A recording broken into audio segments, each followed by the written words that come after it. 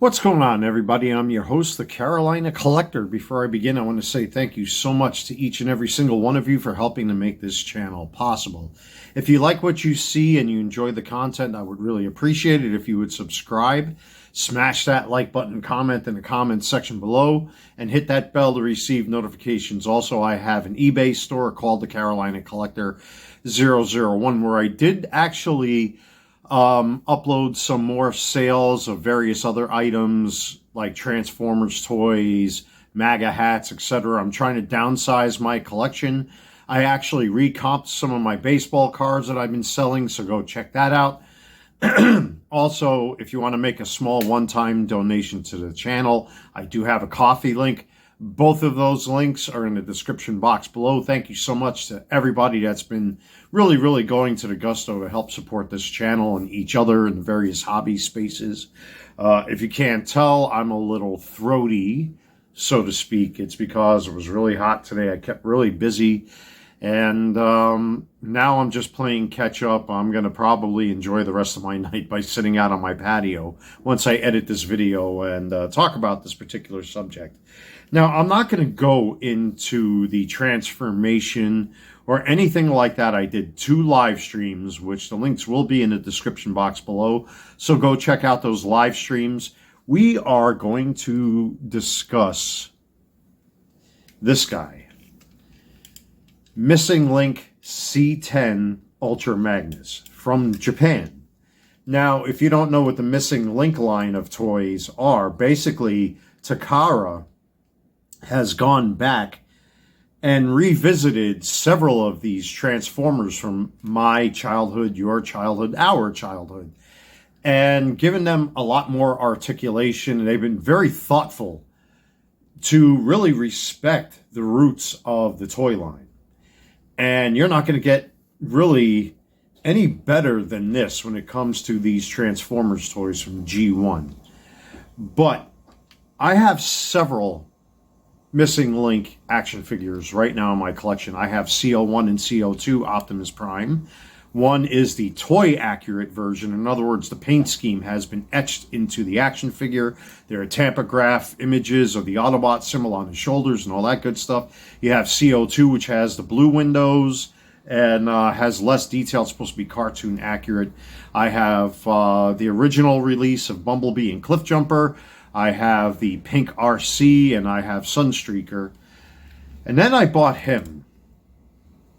And I did receive him early. I believe his official release date is not supposed to be until sometime in July. And I did the live stream, the initial live stream with him, unboxing him and all that kind of stuff. And to my chagrin, there were a few things that really made me question why I bought this guy. It's not a bad toy. I mean, what they did to him, with him, and for him really pays homage to my childhood. I got an original one of these as a kid. When you look at the box, and it was something I noticed, if I could find it again where it says it, because I actually showed this in one of those live streams where it literally says, this is not for children. This is an adult collectible or something to that effect. There it is right there, as a matter of fact. I believe that's the age, the minimum age requirement to, I guess, obtain one of these. I guess you need a parent to buy one of these for you. The box is gorgeous, by the way. I'm saving this box. Now, there are a lot of bells and whistles in this thing, and it is cool. And again, this is a non-review of this toy because I've already did the live stream, unboxing him, transforming him, posing him, and then I gave my deep thoughts about this guy, and I kind of want to make this video an amalgamation of what I think of this figure. So if you want to see him transformed and unboxed and blah, blah, blah, go check that out. Click on one of the 2 links below and you'll see what I'm talking about. But there are a couple things to my chagrin that really turned me off about this particular Transformers toy. I think the obvious is the price. This thing ran me over $200. Realize that we are in the era of the Trump administration, and because of Trump, which is why I'm selling off my MAGA hat collection and a lot of other things, that This second round of his administration, I have not been too pleased with, especially being a toy collector like I am, and to have to constantly pay these tariffs. I talked about that with a couple of my Bayern Munich jerseys that I bought for the upcoming season, in particular, the home jersey and a retro jersey that they came out with months ago. I had to pay like an extra $30 or $35 for both of those shirts. And it's only going to get worse, especially now with this thing that's going on with Iran and the continuing conflict going on between Russia and Ukraine. Everything that's coming from across the pond, no matter where it is on this beautiful blue ball that we all dwell upon, he has started a global war against the consumer. And we're not seeing the benefits of that. You know, he was talking about stimulus checks and all this garbage, and it never happened. And a lot of other things that, surprisingly, as a Republican conservative voter, you know, Tucker Carlson, not to get political here, excuse me, even he has started to see the light of day, as I have, that I'm sorry to say it, but Trump lately has been full of shit. Forgive my language here, folks. But because of his tariffs, this thing ran me $30 more to get it here.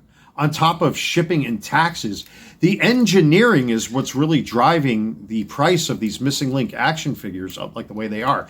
It is an amazing toy. I mean, the articulation on this thing, what they've done, you know, with the open grabby hands, I think I posed him with the pointy finger like that, where you can hear Robert Stack saying, Autobots, you know, all that kind of stuff. I can't do a Robert Stack voice, so I'm just going to stop right there while I'm ahead. But, you know, a lot of engineering went into this. I mean, he could do a semi-split. His legs do move kind of forwards a little bit. They don't go backwards because of the limitations of the articulation. There are a lot of small parts on the back that could potentially snap and break if you're not careful. But I'm kind of jumping all over the place. I kind of want to put this in a list of reasons why this particular figure may be more disappointing to most than any. It's your money. Spend your money how you want, collect how you want. I'm not the end-all, be-all of Transformers collectors. I just want to give you my thoughts about this guy in one summed up, or I want to wrap this up with a nice, neat, neat bow on it. As you know, I don't script my videos, so I'm kind of brain farting here a little bit, folks. Bear with me here. There's a point to all this, because I'm trying to squeeze in as much info as I can in a short order. Obviously, first off is the price point. When you're paying over $200 for a toy that you could probably still get if you are a Transformers collector and you're trying to go after the old school G1 toys, like the original version of this guy, which didn't articulate like this, you could probably, if you're lucky enough, get them for cheap, or even, and I'm not promoting bootlegs and knockoffs, but they do have plenty of bootlegs out there if you're able to find one. I have a bootleg Megatron up there that I reviewed, the original G1 Walther P38 that I found a bootleg. It came in two separate orders. The gun came in one package. The box came in another. And then there were issues with the transformation, like the pin on it. I think that was responsible for either the barrel or some other part kept coming loose and all that kind of stuff. You literally had to glue it in place, etc., etc. So if you want to go that route, that's up to you. If you can hunt out for an original of these or a reissue, there have been a few reissues of these, have at it. You might be better off.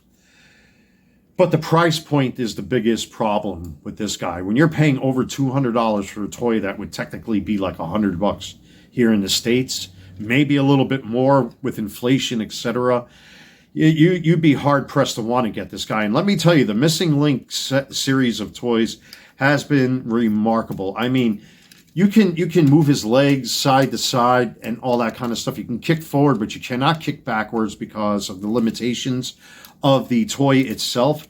But there are certain things you can do with this that the original toy couldn't. But again, you have to consider you're paying over $200 for this guy. Is it worth this for him to do not even a complete split? And then you have to worry about issue number 2.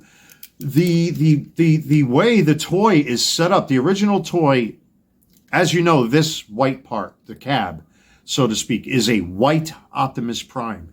Where in Japan, the original Diaclone figure, This was supposed to be a mech suit for the original Optimus Prime. Now, if you have the original G1 toy, you'll know you can remove the fists from that. Whereas this one folds in this way to make the transformation so there's no loose fists. And you won't lose them like we did as kids. You know, the fists fold into the action figure, which is neat.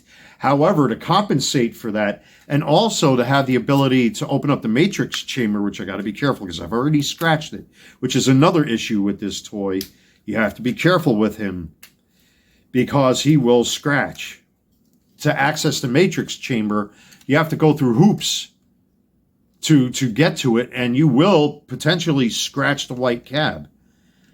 But the original toy, see, already I'm having issues because it's so tight. It's like, you really got to watch with this thing. Let me tell you, I'm sure even now I scratched it even more. As I remember when I did that live stream, and if it wasn't the first live stream, it was the second live stream I did talking about this guy where I discovered scratches on him.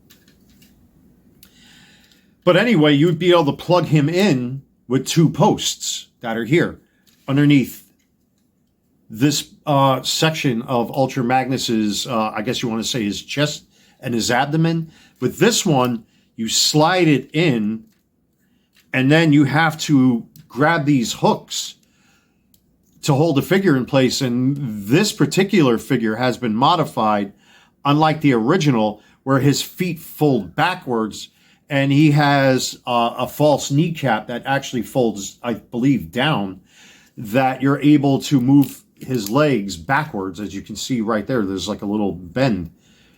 And then you have to move his feet in the opposite direction so that you can fit the cab in there. And then you have these hooks that hook into this particular cab. And you could see there's elbow joints and pins and notches and this and that. This could potentially break and scratch the action figure if you're not careful how you handle this. But it's so fragile. Even when I was trying to take it out of the styrofoam, and it does come in styrofoam, as you can see in there, it's got the old school white styrofoam.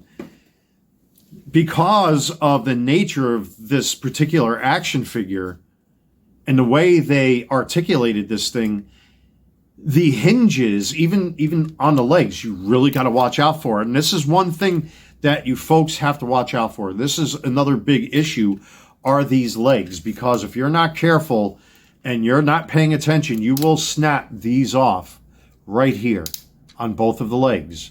There, you have to do this in such a way, and this is issue number 2 I have with this. It's not just the price point. It's the way the action figure was re-engineered. Now, I believe this is ubiquitous in the old G1 style toy, but on this particular one, it's so tight. It's almost like a false spring-loaded. I guess that's the best way I can explain it. You kind of have to grab it and squeeze and get your thumb. I mean, listen, people got dirty minds out there.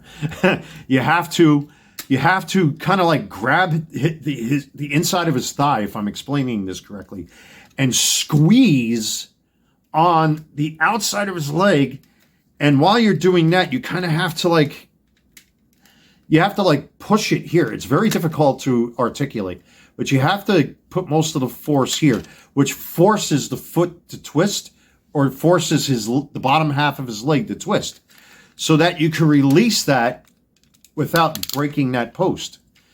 And then if you want to bend at the knee, you kind of have to grab your fingers, and I do this with 2 fingers, and you have to hold over here and put your thumb here in order to get that knee to bend, so that this way you could put his leg up and get this dynamic post. At the same time, you have to get the white Optimus Prime or the cab, hold it here, and then push that leg forward so that it sits flush inside the carrier leg the way it's supposed to. Because if not, then the leg is going to sit shy. So now if I bend this back this way, if I bend it straight and I move it forward, you're going to see what happens. The leg just does what it wants.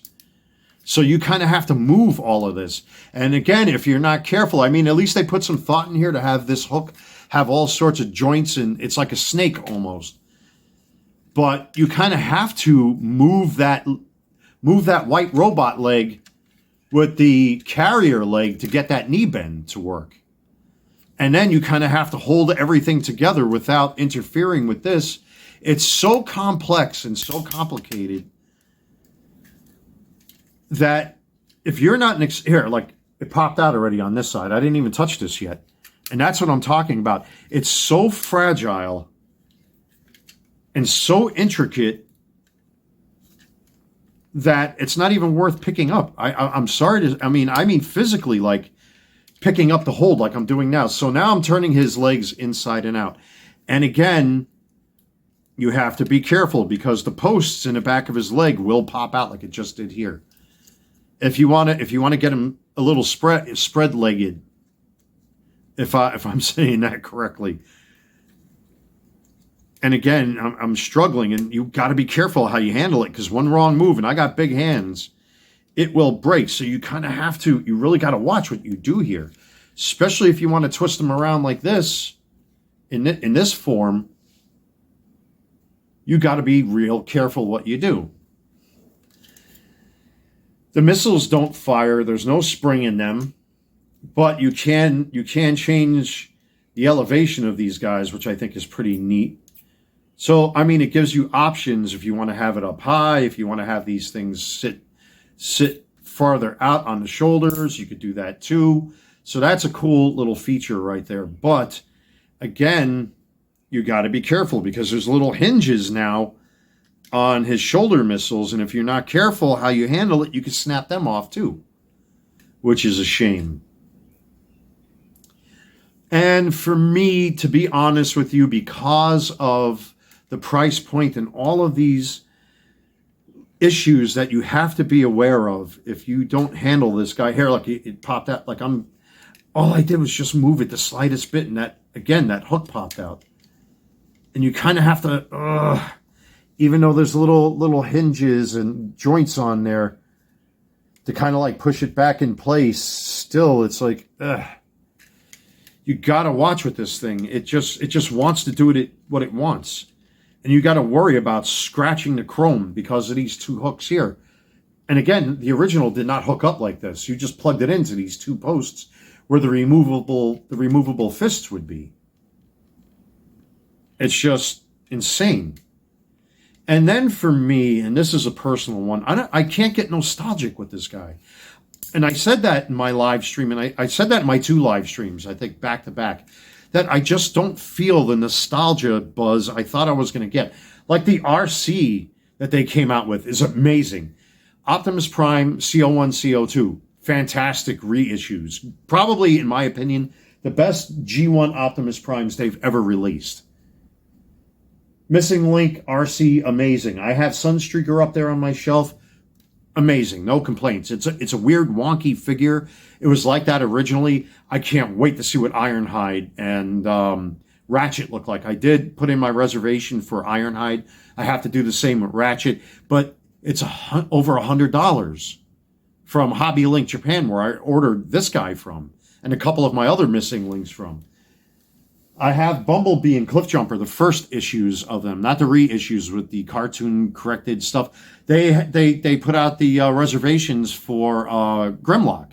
They do a toy version and a cartoon version. I'm bypassing that because I got Studio Series Grimlock up on my shelf, who's modified, who I got I think 2 upgrade kits for to get him to look the way he does. And I accidentally broke one of the pegs inside the arm that I think it's the forearm that broke.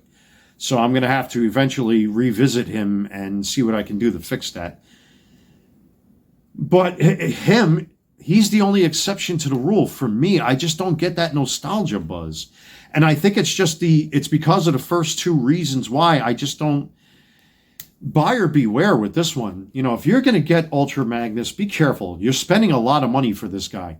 One false move, you're going to scratch him. You may break something on here. If you're trying to move him around in such a way, you got to do it. You can't not be fast with this action figure. You can't just bam, bam, boom like you could do with Bumblebee, RC, or Optimus Prime, or any of the other Missing Link figures. You really have to just watch what you do.